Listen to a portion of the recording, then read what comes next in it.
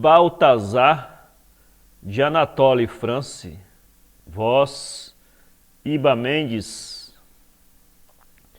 Capítulo 1. Naquele tempo, Baltazar, que os gregos denominaram o Saracim, reinava na Etiópia. Era negro, mas belo de feições, ingênuo, mas de coração magnânimo. No terceiro ano de seu reinado, que era o 22º de sua idade, foi ele visitar Balques, rainha de Sabá. Em sua companhia iam o mago Sembobites e o eunuco Menqueira. Seguiam-no 75 camelos carregados de cinamomo, mirra e dentes de elefantes. Enquanto caminhavam, ensinava-lhe Sembobites a influência dos planetas e as virtudes das pedras, e entoava-lhe Menqueira cânticos litúrgicos. Mas nem a um nem a outro Baltazar prestava atenção, pois que se divertia em ver os pequenos chacais sentados de orelhas fitas no horizonte imenso das areias. Enfim, após 12 dias de jornada, Baltazar e os companheiros sentiram um perfume suavíssimo de rosas e, dentro em pouco, avistaram os jardins que circundavam a cidade de Sabá. Lá chegados, viram eles moças que dançavam sob romanzeiras em flor. A dança é uma prece, disse o mago Sembobites. Essas mulheres poderiam ser vendidas por bom preço, ponderou Menqueira, o eunuco. Já na cidade, maravilhavam-se com a imponência das lojas, dos alpendres e depósitos, bem como da quantidade de mercadorias que eles continham. Caminharam muito tempo pelas ruas tumultuadas, quando, de súbito, depararam com as paredes de mármore, as tendas de púrpura e os zimbórios de ouro do palácio de Balques. A rainha de Sabá os recebeu num pátio, que jatos de água perfumada, caindo em pérolas com suave murmúrio, refrescavam. De pé, no vestido recamado de ricas pedrarias, a rainha sorria aos visitantes. Ao vê-la, foi Baltazar tomado de grande comoção. Balques parecia-lhe mais delicada que um sonho e mais bela que um desejo. Senhor, disse-lhe baixinho Sembobites, vede se concluís com a rainha um bom tratado de comércio. Acautelai-vos, meu senhor, advertiu Menqueira. Dizem que ela se vale da magia para se fazer amar pelos homens. Em seguida, tendo-se prosternado, retiraram-se o mago e o eunuco. Ficando a sós com Balques, Baltazar tentou dizer alguma coisa, mas não pôde articular sequer uma palavra. A rainha não há de ficar satisfeita com o meu silêncio, pensou ele. Mas a rainha continuava a sorrir, sem dar mostras de aborrecimento. Foi a primeira a falar, dizendo em voz mais branda que a mais branda das músicas: Sede bem-vindo e assentai-vos aqui ao pé de mim. E com um dedo, que parecia um raio de luz clara, indicou-lhe os coxins de púrpura dispersos pelo chão. Sentando-se, Baltazar soltou longo suspiro e, tomando uma almofada em cada mão, exclamou: Quisera, senhora, que esses 2 coxins fossem 2 gigantes, vossos inimigos, para lhes torcer o pescoço.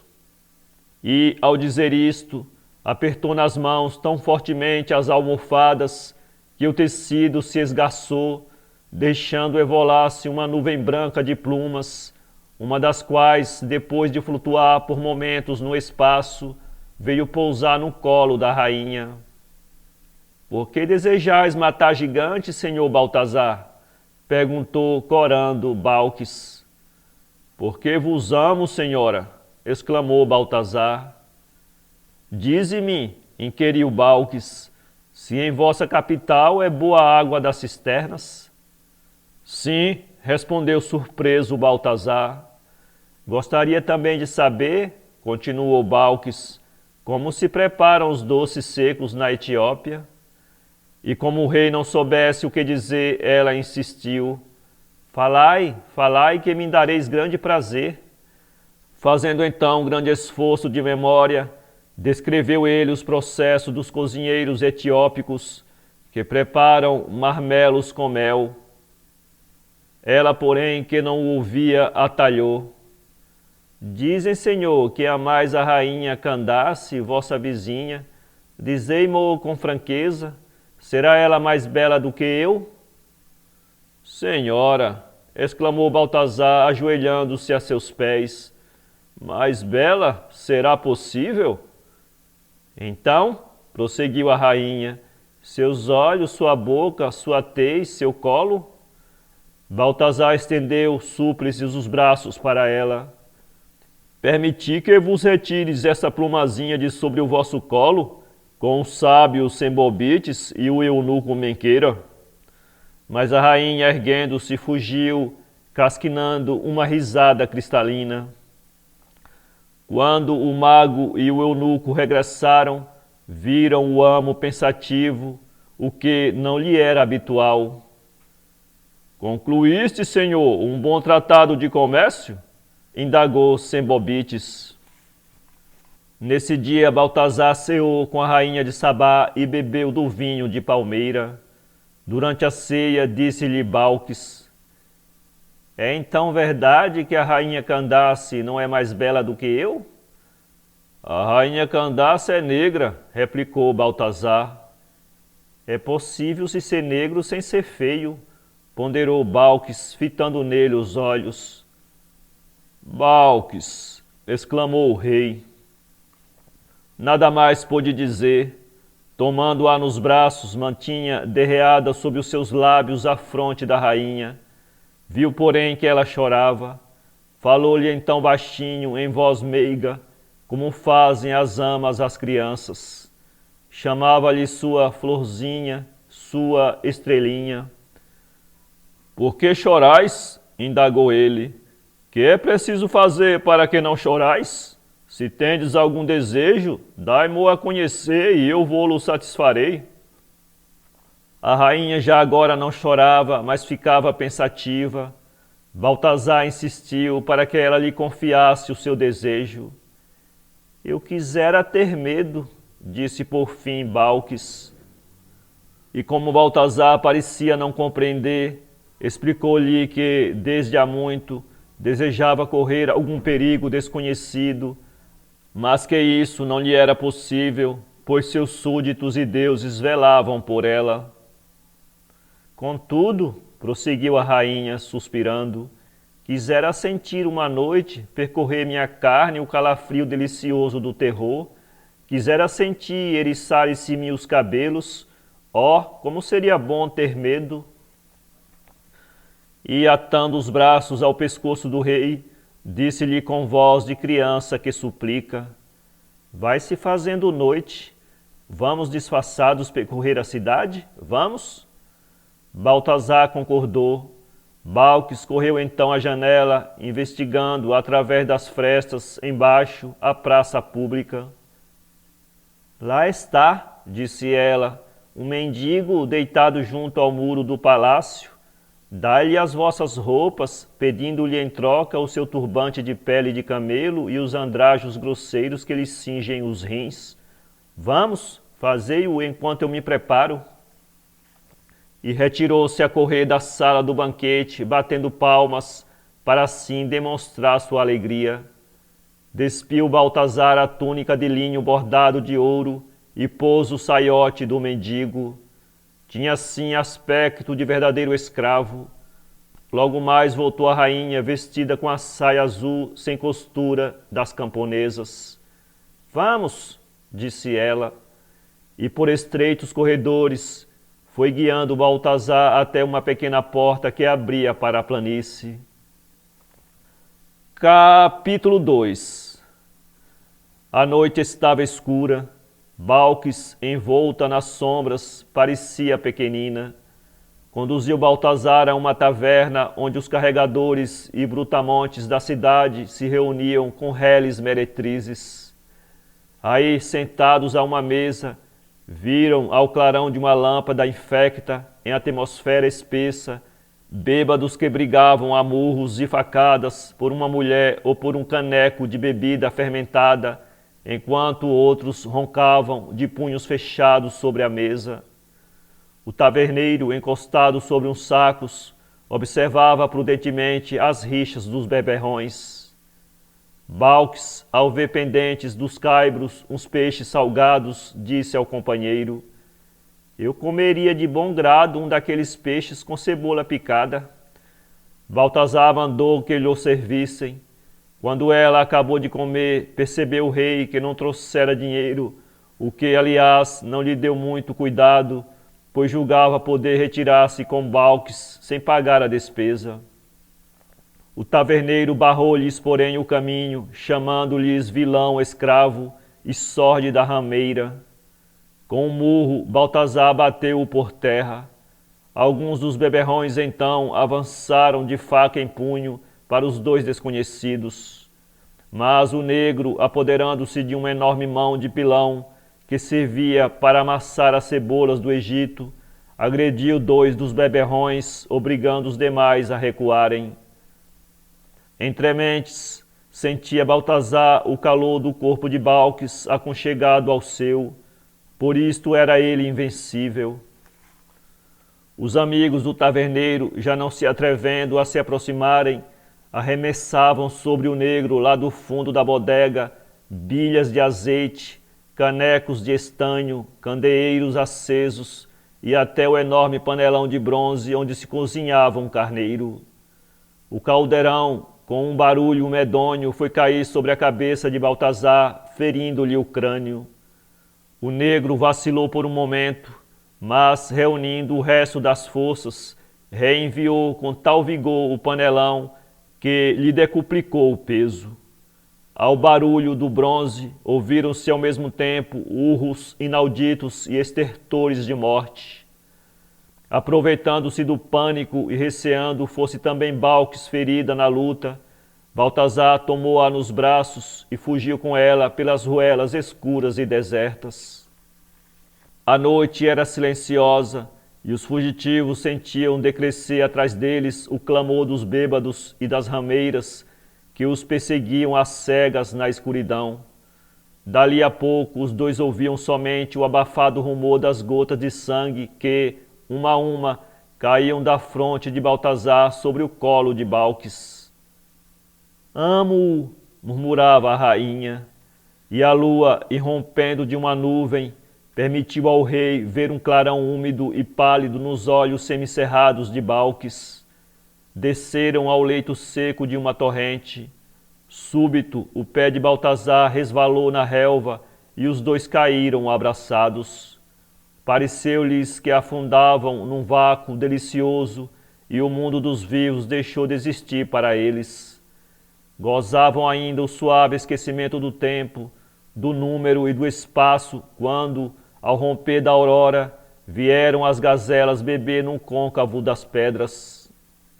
Nesse momento, uns salteadores que passavam viram os dois amantes deitados no relvado. São pobres, disseram, mas nós os venderemos por um bom preço, pois são jovens e belos. Aproximaram-se, amarraram-lhe as mãos e, atando-os à cauda de um asno, prosseguiram seu caminho. O negro, algemado, proferia ameaças de morte contra os bandoleiros. Mas Balques, tiritando ao ar frio da manhã, parecia sorrir a algo de invisível. Caminharam por desolados desertos até que se fez sentir o calor do dia. O sol já estava alto quando os bandidos desataram os prisioneiros e, fazendo-os assentar-se ao pé deles à sombra de um rochedo, jogaram-lhes um pedaço de pão bolorento que Baltazar não se dignou apanhar, mas que Balques devorou avidamente. Ela ria. Tendo o chefe dos facínoras perguntado por que se ria, respondeu a rainha: rio por pensar que vos mandarei enforcar a todos. Sim, escarneceu o chefe do bando, Eis aí uma ideia cômica na boca de uma lavadeira como você, meu benzinho. Com certeza é com o auxílio do seu rufião negro que nos fará enforcar a todos? Ao ouvir estas palavras insultuosas, Baltazar tornou-se furioso e, atirando-se ao bandido, apertou-lhe de tal forma o pescoço que quase o estrangulou. Mas este enterrou-lhe até o cabo uma faca na barriga. Rolando por terra, volveu o pobre rei para Balques um olhar de moribundo que quase se extinguiu no mesmo instante. Capítulo 3. Nesse momento ouviu-se grande rumor de homens, de cavalos e de armas, e Balques reconheceu o bravo Abner, que à frente de sua guarda vinha libertar a rainha, que ele sabia haver desaparecido misteriosamente desde a véspera. Prosternando-se 3 vezes aos pés de Balques, mandou avançar uma liteira já preparada para recebê-la. Nessa altura, os guardas amarravam as mãos dos malfeitores. Dirigindo-se para o chefe, disse-lhe com brandura a rainha: Não me censurará, amigo, de lhe haver feito vã promessa, quando dizia que seria enforcado? Ao verem o seu príncipe estendido por terra, imóvel, com uma faca enterrada no ventre, o mago Sembobites e o eunuco Menqueira, que ladeavam Abner, puseram-se aos gritos e o levantaram com 1001 cuidados. Sembobites, que conhecia a arte da medicina, notando que o mísero ainda respirava, fez-lhe um rápido curativo, enquanto Menqueira enxugava a baba que escorria da boca do rei. Amarraram-no a seguir sobre um cavalo e conduziram-no vagarosamente até o palácio da rainha. Durante 15 dias, Baltazar esteve em delírio, referindo-se constantemente ao fumegante panelão e à relva do córrego, chamando por Balques. Afinal, no 16º dia, tendo reaberto os olhos, ele viu à sua cabeceira Sembobites e Menqueira, mas não viu a rainha. Onde está ela? Que faz ela? Senhor, respondeu Menqueira, ela está encerrada nos seus aposentos, conferenciando com o rei de Comagena. Combinam com certeza uma troca de mercadorias, ajuntou o sábio Sembobites. Mas não vos desesperareis assim, meu senhor, porque a febre aumentará. Quero vê-la, exclamou Baltazar, e precipitou-se em busca dos aposentos da rainha, sem que o velho Sembobites e o eunuco Menqueira pudessem retê-lo. Aproximando-se da alcova, viu ele o rei de Comagena, que dali se retirava, todo coberto de ouro e radiante como o sol. Reclinada, a rainha sorria de olhos fechados. Minha Balques! Minha Balques! Exclamou Baltazar. Ela, porém, nem sequer deu atenção, parecendo que prolongava um belo sonho. Aproximando-se, Baltazar tomou-lhe uma das mãos, que ela bruscamente retirou. Que quereis de mim? Indagou. Pois ainda me perguntas? Replicou o rei negro em lágrimas. Balques volveu para ele os olhos tranquilos e duros. Compreendeu Baltazar que ela esquecera tudo. Recordou-lhe então a noite da torrente. Em verdade, senhor, não sei o que quereis dizer. Subiu-vos à cabeça com certeza o vinho de palmeira. Estivesse sonhando sem dúvida. O quê? Exclamou o desgraçado príncipe, torcendo os braços. Serão sonhos por acaso os vossos beijos e a adaga, cujo sinal ainda tenho? Ela se levantou. As pedrarias de suas vestes tilintaram como granizo cintilantes.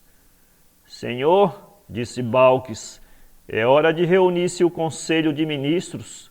Não tenho tempo para esclarecer os sonhos do vosso cérebro enfermo e de repousar. Adeus. Sentindo-se desfalecer, Baltazar esforçou-se para não parecer fraco à perversa mulher e correu para o quarto, onde tombou desacordado com a ferida reaberta. Capítulo 4. 3 semanas permaneceu ele insensível como morto.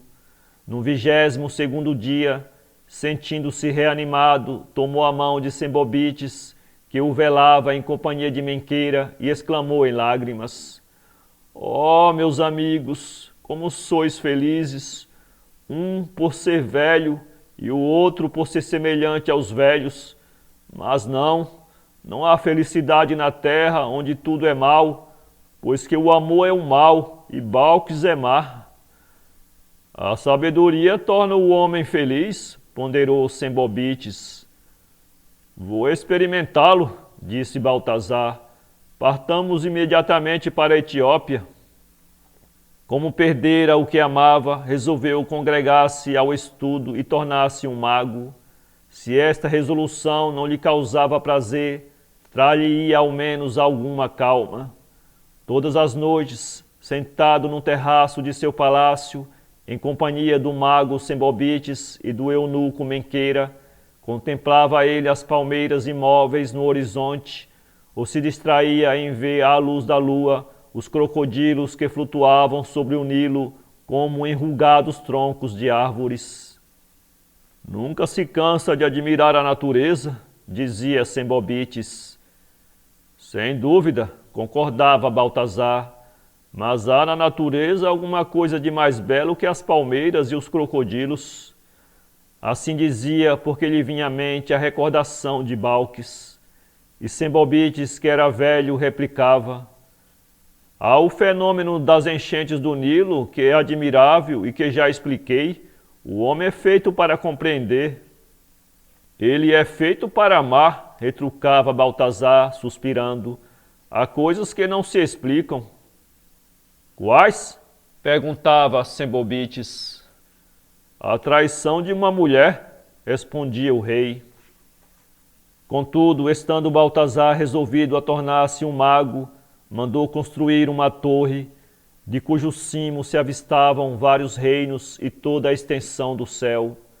Era feito de tijolos e elevava-se acima de todas as outras. Levaram 2 anos para construí-la e para erguê-la despendera Baltazar todo o tesouro do rei seu pai. Todas as noites ele subia ao topo dessa torre e lá punha-se a observar o céu sob a direção do sábio Sembobitis. As figuras do céu são os signos de nossos destinos, dizia-lhe o astrólogo, ao que o rei replicava. Cumpre admitir que esses signos são obscuros, mas enquanto eu os estudo, não penso em Balques, o que é para mim um grande bem. Entre outras verdades úteis, ensinava-lhe o mago que as estrelas são fixas, como pregos, na abóbada celeste, e que há 5 planetas, a saber, Bel, Merodach e Nebo, que são machos, Sim e Milita, que são fêmeas. A prata, acrescentava ele, corresponde a Sin, que é a lua, o ferro a Merodach, o estanho a Bel. Eis aí os conhecimentos que eu desejo adquirir, dizia o bom Baltazar. Enquanto estudo astronomia, não penso nem em Balques, nem no que quer que seja deste mundo. As ciências são benéficas, impedem os homens de pensar. Sembobitis, ensina-me os conhecimentos que destroem o sentimento dos homens, e eu cumularei de honras entre o meu povo. Eis aí porque Sembobitis transmitiu sabedoria ao rei, ensinou-lhe os princípios de Astrampiscos, de Góbrias, de Gobrias e de Pasatas.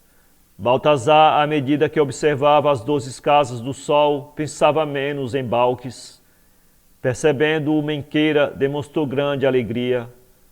Confessai, senhor, disse ele certa vez, que a rainha Balques ocultava sob as vestes de ouro pés fundidos como os das cabras. Quem lhe contou semelhante tolice? Indagou o rei. É a crença pública, senhor, tanto em Sabá como na Etiópia, respondeu o eunuco. É voz corrente que a rainha Balques tem as pernas cabeludas e os pés feitos de 2 chifres pretos. Baltazar deu de ombros. Ele bem sabia que as pernas e os pés de Balques eram feitas como os pés e as pernas das demais mulheres, maravilhosamente belos. Todavia, essa ideia empanou a recordação daquela que ele tanto amava, parecendo-lhe afrontoso que a beleza de Balques não fosse isenta da imaginação dos que a ignoravam. Com a ideia de que ele havia possuído uma mulher realmente bem feita de corpo, mas que passava por monstruosa, experimentava verdadeiro mal-estar e não desejou mais rever Balques. Baltazar era de alma simples, mas o amor é sempre um sentimento assaz complicado. A partir desse dia, fez o rei grandes progressos em magia e astrologia. Era extremamente atento às conjunções dos astros e tirava os horóscopos com tanta exatidão quanto o próprio Sembobitis. Sembobitis, dizia ele, responde com sua cabeça pela verdade dos meus horóscopos? Senhor, a ciência é infalível, mas os sábios sempre se enganam. Baltazar, que era talentoso, sentenciava: de verdadeiro existe tão somente o que é divino, mas o divino nos é oculto. Buscamos em vão a verdade. Todavia, eis que descobri uma nova estrela no céu. É bela, parece ter vida e, quando cintila, dir-se-ia um olho celeste que pisca com meiguice. Feliz, feliz quem nascer sob essa estrela. Veja, Sembobitis, que olhar nos lança esse astro encantador e magnífico. Mas Sembobitis não viu a estrela porque não a queria ver. Sábio e velho não gostava de novidades. E Baltazar repetia sozinho no silêncio da noite: feliz, feliz quem nascer sob essa estrela. Capítulo 5. Ora, por toda a Etiópia e reinos vizinhos, propagou-se a notícia de que o rei Baltazar já não amava Balques. Quando a nova chegou ao país dos Sebeus, Balques indignou-se como se tivesse sido vítima de traição.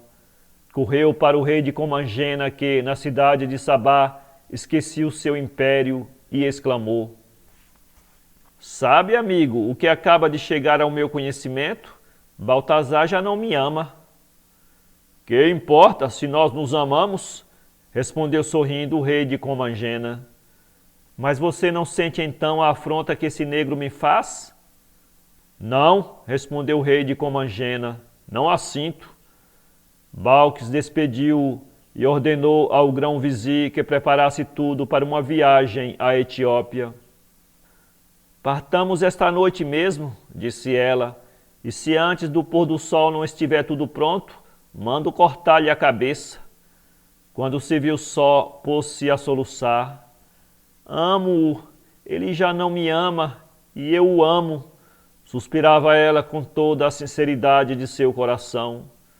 Ora, uma noite em que se achava no alto da torre, a observar a estrela miraculosa, Baltazar, baixando o olhar para a terra, lobrigou a extensa fila negra que serpeava ao longe sobre a areia do deserto como um exército de formigas.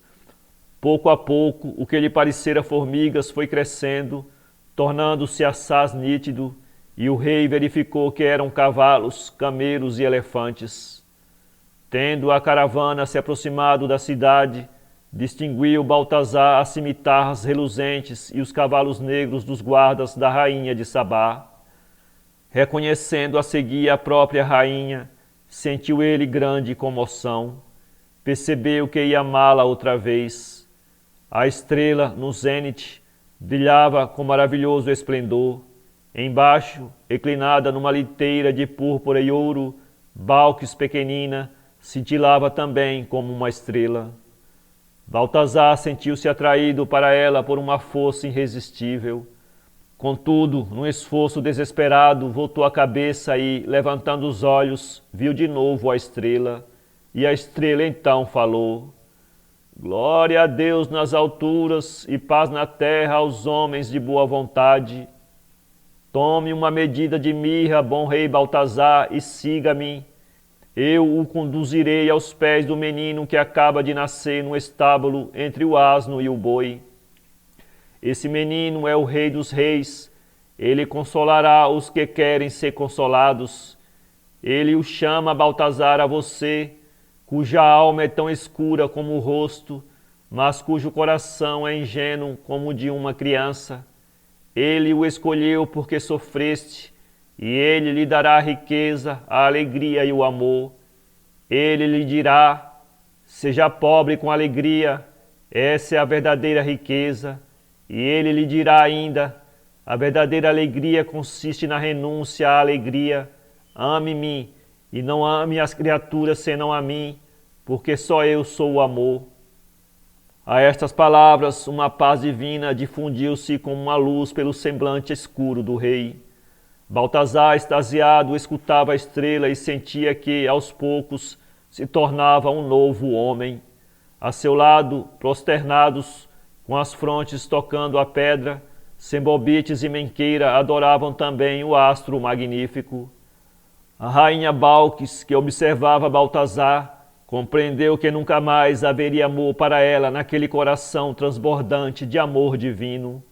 Empalideceu de despeito e ordenou à caravana que regressasse imediatamente ao país de Sabá. Quando a estrela cessou de falar, o rei e os seus 2 companheiros desceram da torre. Em seguida, tendo preparado uma medida de mirra, organizaram uma caravana e puseram-se a caminho para onde os conduzia a estrela. Viajaram longo tempo por desconhecidas terras, tendo sempre à vista a estrela que os guiava. Um dia, achando-se num ponto onde convergiam 3 caminhos, viram eles 2 reis que avançavam, seguidos de numerosa comitiva. Um, jovem ainda e branco de rosto, saudou Baltazar, dizendo-lhe: chamo-me Gaspar, sou rei, e vou presentear com ouro o menino que acaba de nascer em Belém de Judá. O outro adiantou-se por sua vez. Era um velho cuja barba branca lhe cobria todo o peito. Meu nome é Melquior, disse. Sou rei e vou levar incenso ao divino infante, que vem ensinar a verdade aos homens. Como vós, explicou Baltazar, também para lá me dirijo. Venci minha luxúria e por isso a estrela me falou.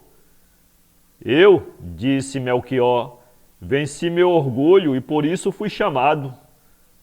Eu, acrescentou Gaspar, venci a minha crueldade e por isso vou convosco. E os 3 reis magos prosseguiram juntos a viagem. A estrela que eles haviam visto no oriente precedia-os sempre, até que se deteve ao chegar ao lugar onde estava o menino. Vendo parar a estrela, foram tomados de grande júbilo e, entrando no estábulo, defrontaram o menino com Maria, sua mãe. Prosternaram-se os 3, adorando-o, e abrindo cada qual o seu tesouro, ofertaram-lhe ouro, incenso e mirra, conforme reza o Evangelho. Para ler esse conto, acesse www.poeteiro.com.